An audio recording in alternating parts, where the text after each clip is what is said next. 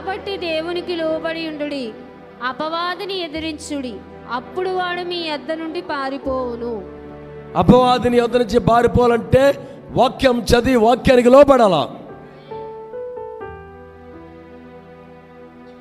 మనం గంటలు గంటలు ప్రార్థించి వెళ్ళిపో అన్నా నువ్వు వాక్యానికి లోపడకుండా ఏది వెళ్దావు.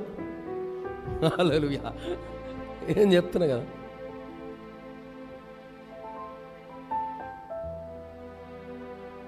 గంటలు నువ్వు వెళ్ళిపో అంటే ఏమి వెళ్ళను అంటుంది. అది చాలా దయ్యాలు ఎలగొట్టాయి, నాకు తెలుసు.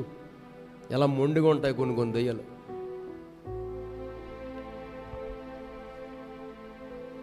అవి ఎలాగా ఈ ఎక్స్పీరియన్స్ ఉంది కాబట్టి చెప్తాను.